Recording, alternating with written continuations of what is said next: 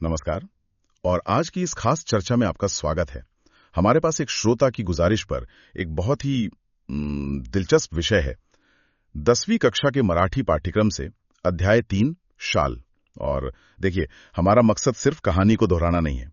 हमें इसे इस तरह से देखना है कि जो लोग 2025 महाराष्ट्र बोर्ड की परीक्षा की तैयारी कर रहे हैं, उनके लिए इसके जो जरूरी पॉइंट्स हैं वो एकदम साफ हो जाएं। बिल्कुल। तो चलिए इसी मिशन पर काम करते हैं। ये कहानी लेखक रागा जादव के अपने जीवन के अनुभवों पर आधारित है। और ये एक बहुत साधारण सी चीज शाल के जरिए मतलब सम्मान, इंसानियत और जरूरत के बीच एक बहुत बड़ी बात कहती है। हाँ, और इसमें जो सबसे आकर्षक बात है वो ये कि लेखक ने शाल को सिर्फ एक क्या कहते हैं, वस्तु की तरह नहीं देखा है। ये कहानी में एक प्रतीक है, एक सिंबल है जिसके मायने वो बदलते रहते हैं हालात के साथ। हाँ बिल्कुल, हालात के साथ, समय के साथ। और हम इसी यात्रा को समझने की कोशिश करेंगे। ठीक है, तो चलिए शुरू करते हैं। हाँ। कहानी की शुरुआत होती है एक बहुत बड़े सम्मान के साथ। लेखक रागा जादव मराठी साहित्य के एक बहुत बड़े नाम पु ल देशपांडे और उनकी पत्नी से मिलते हैं और वो बताते हैं कि देशपांडे जी ने उन्हें एक शाल भेंट की। लेखक उसे पुलकित शाल कहते हैं। ये उनके लिए एक बहुत बड़ा गौरव था। पर दिलचस्प बात यह है कि लेखक ने उस शाल को इस्तेमाल करने के बजाय सीधा अपनी सूटकेस में रख दिया। हाँ, ये बहुत गहरी बात है। ये सिर्फ सम्मान दिखाने का तरीका नहीं है, ये उस चीज के मतलब शाल के अर्थ के बदल जाने का पहला संकेत है। जब पुला देशपांडे जैसा बड़ा साहित्यकार किसी को शाल देता है तो वो सिर्फ एक कपड़ा नहीं दे रहा होता। सही बात है। वो अपनी परंपरा, अपना आशीर्वाद, एक तरह की मान्यता दे रहा होता है। तो वो शाल अब एक वस्तु नहीं रही, वो एक ट्रॉफी बन गई, एक सम्मान चिन्ह। और हम ट्रॉफियों को पहनते तो नहीं है ना? नहीं, बिल्कुल नहीं। हम उन्हें सजाकर रखते हैं, जैसे कोई अपना पहला मेडल। बिल्कुल वही बात।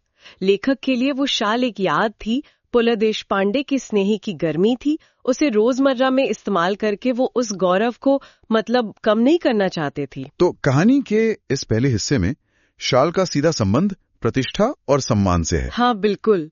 और परीक्षा के नजरिए से देखें तो ये कहानी का पहला और सबसे कह सकते बुनियादी बिंदु है, शाल सम्मान के प्रतीक के रूप में। ठीक है, तो शाल एक ट्रॉफी की तरह है जिसे अलमारी में सजा कर रखा है। लेकिन कहानी हमें इस विचार में ज्यादा देर रहने नहीं देती। लेखक की दुनिया जल्द ही एक ऐसी हकीकत से टकराती है जहां इस ट्रॉफी का कोई मतलब नहीं रह जाता। बिल्कुल। कहानी हमें वाय ले जाती है, कृष्णा नदी के किनारे, और यहीं से कहानी का असली मर्म, उसकी आत्मा शुरू होती है। लेखक वाय में एक कमरे में ठहरे हैं, कड़क कड़ाती ठंड के दिन हैं, और वो खिड़की से बाहर देखते हैं और एक ऐसा सीन देखते हैं जो उन्हें अंदर तक हिला देता है। क्या देखते हैं वो देखते हैं कि एक गरीब माँ अपने छोटे से बच्चे को एक टोकरी में रखकर सुलाने की कोशिश कर रही है और वो बच्चा ठंड से बुरी तरह कांप रहा है। और माँ के पास उसे ढकने के लिए कुछ नहीं है, कुछ फटे पुराने चित्र के सिवा कुछ भी नहीं है। ये पढ़ते हुए भी एक सिहरन सी होती है। लेखक के मन में तुरंत अपनी शालों का ख्याल आता है। उनके सूटकेस में वही पुलकित शाल रखी है, वो ट्रॉफी। हाँ वही। लेकिन वो उसे निकालने के बजाय पहले अपनी एक साधारण शॉल उस महिला को दे देते हैं। यहाँ लेखक के मन में क्या चल रहा होगा? ये कहानी का एक बहुत ही मतलब मानवीय और मनोवैज्ञानिक मोड़ है। वो पुलकित शाल, जैसा हमने कहा, एक स्मृति है, एक सम्मान है। उसे दे देना मतलब उस खास लम्हे को दे देना। हाँ, ये आसान नहीं है। तो उस महिला की जरूरत देखकर लेखक के मन में एक संघर्ष शुरू होता है। एक तरफ सम्मान और दूसरी तरफ एक बच्चे की कांपती हुई जिंदगी। तो पहली बार में एक सामान्य शाल देना ये दिखाता है कि उनका दिल मदद के लिए तड़प रहा है, पर वो उस खास सम्मान को छोड़ने में हिचक रहे हैं। लेकिन ये हिचक ज्यादा देर टिकती नहीं है। लेखक शायद उस बच्चे का कांपना और देख नहीं पाते। वो अपनी पत्नी से कहकर सूटकेस से वही पुलकित शाल, अपनी वो ट्रॉफी निकलवाते हैं और उस महिला को दे देते हैं। और तब वो एक ऐसी बात महसूस करते हैं जो इस कहानी की दिशा ही बदल देती है। वो कहते हैं शाल ओढ़ने से जो गर्मी मिलती है उससे कहीं ज्यादा गर्मी उन्हें उस महिला की मदद करके महसूस हुई। बिल्कुल। और ये इस अध्याय का दिल है। इस पर अक्सर सवाल भी बनते हैं। हाँ, कि शाल की ऊष्मा से अधिक लेखक को कौन सी ऊष्मा मूल्यवान लगी और क्यों? बिल्कुल। और इसका जवाब बहुत सीधा सा है। वो ऊष्मा है मानवीय संवेदना की, निस्वार्थ दान से मिलने वाली आत्मिक संतुष्टि की ऊष्मा।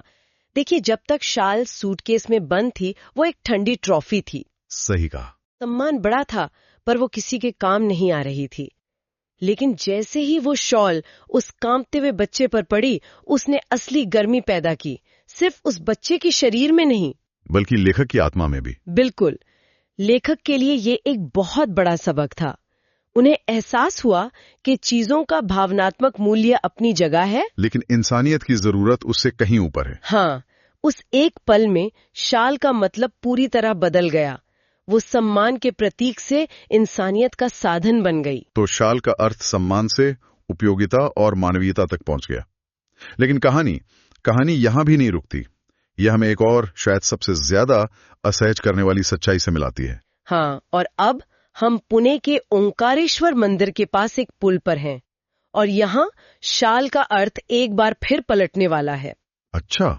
लेखक बताते हैं कि वो अक्सर उस पुल से गुजरते थे और वहाँ हमेशा एक बहुत ही कमजोर बूढ़ा भिखारी बैठा रहता था, कड़ाके की ठंड में भी वैसे ही फटे पुराने कपड़ों में कांपता हुआ।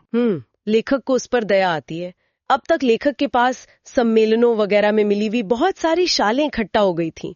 तो उन्होंने एक अच्छा काम करने की सोची। हाँ, वो एक एक करके अपनी शालें उस भिखारी को देना शुरू कर देते हैं। एक नेक काम लगता है ना, किसी जरूरतमंद को गर्म कपड़ा देना। बिल्कुल।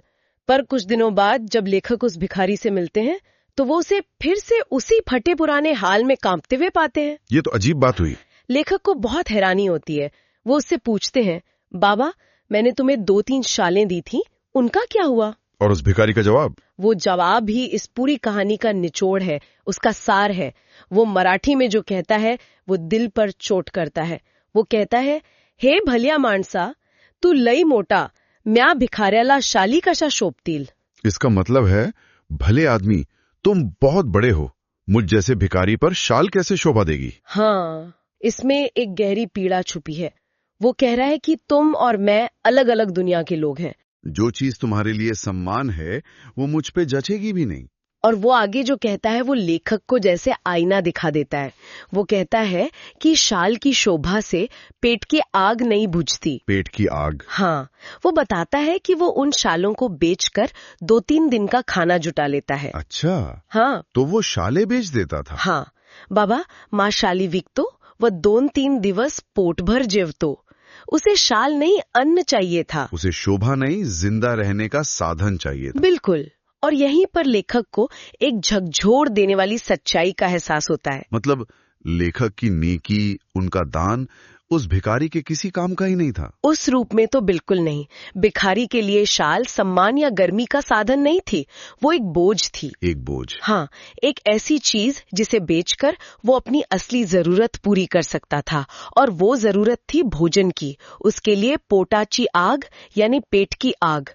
शालीची शोभा मतलब शाल की शान से कहीं कहीं ज्यादा जरूरी थी। तो जो शाल सम्मान की ट्रॉफी के रूप में शुरू हुई थी, वो इंसानियत का साधन बनी और अब एक बोझ बन गई, एक बेचने की चीज। शाल वही रही, पर हर किसी की नजर में उसका मूल्य और अर्थ बिल्कुल अलग था। ठीक है, तो चलिए अब इस पूरी चर्चा को समेटते हैं, खास तौर पर हमारे उन श्रोताओं के लिए जो 2025 की बोर्ड परीक्षा की तैयारी कर रहे हैं। इस कहानी से वो कौन से मुख्य विचार या सबक हैं जिन्हें पकड़कर रखना बहुत जरूरी है? हाँ, ये बहुत जरूरी है। अगर इस कहानी की आत्मा को समझ लिया जाए तो कोई भी सवाल मुश्किल नहीं लगेगा। मैं इसे 4 मुख्य बिंदुओं में बांटना चाहूंगी। पहला और सबसे महत्वपूर्ण है शाल की यात्रा और उसके 3 रूप। उसके 3 मतलब? हाँ, पहला सम्मान का प्रतीक, जब पुल देशपांडे शाल देते हैं। दूसरा मानवीयता का साधन, जब वाय में गरीब माँ को शाल मिलती है। और तीसरा एक बोझ या निरर्थक वस्तु, जब भिखारी को शाल मिलती है। उसके लिए ये पेट भरने का एक सामान है। ये 3 चरण कहानी का ढांचा है। ठीक है, दूसरा बिंदु क्या होगा? दूसरा महत्वपूर्ण बिंदु है कहानी का केंद्रीय संदेश, दान का सच्चा स्वरूप। लेखक यह कहना चाहते हैं कि किसी को मदद देते समय उसकी असल जरूरत को समझना सबसे जरूरी है।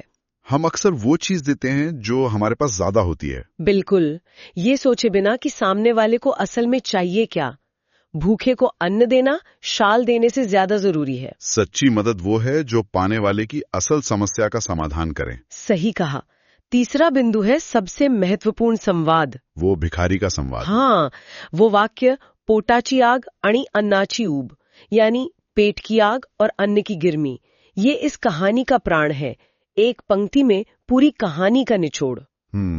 और आखिर में स्वमत यानी पर्सनल रिस्पांस वाले प्रश्नों के लिए छात्र क्या कर सकते हैं? ये हमारा चौथा बिंदु है। इसके लिए कहानी के संदेश पर सोचना होगा। सवाल आ सकते हैं जैसे, आपके विचार में दान का सच्चा स्वरूप क्या होना चाहिए? या अगर आप लेखक की जगह होते तो भिखारी की मदद कैसे करते? अच्छा। इनका जवाब देने के लिए कहानी से ही तर्क उठाएं। आप कह सकते हैं कि सच्ची मदद वही है जो सामने वाले की गरिमा को बनाए रखे और उसकी असल जरूरत को पूरा करे। बिल्कुल। भिखारी को खाना खिलाना या काम दिलवाना शायद बेहतर मदद होती। बिल्कुल। इन सवालों पर पहले से सोचने से परीक्षा में जवाब देना बहुत आसान हो जाता है। तो हमने देखा कि कैसे एक साधारण शॉल की यात्रा सम्मान के शिखर से शुरू होकर मानवीय जरूरतों की जमीनी हकीकत तक पहुंचती है। ये कहानी सिर्फ एक वस्तु के बारे में नहीं है, बल्कि ये हमारे देने के नजरिए पर, हमारी समझ पर एक गहरा सवाल उठाती है। बिल्कुल। और ये चर्चा सुनने वालों के लिए, खासकर हमारे उस श्रोता के लिए, एक विचार छोड़ जाती है। जब हम किसी की मदद करने के लिए आगे बढ़ते हैं तो एक पल रुककर ये सोचना जरूरी है, क्या हम वो दे रहे हैं जो हमारे लिए कीमती है, या वो दे रहे हैं जिसकी सामने वाले को सच में जरूरत है? हाँ, क्या हम किसी के पोटाची आग को समझ पा रहे हैं या सिर्फ अपनी शालीची शोभा का प्रदर्शन कर रहे हैं? ये सवाल इस कहानी को हमेशा के लिए प्रासंगिक और जरूरी बनाए रखेगा।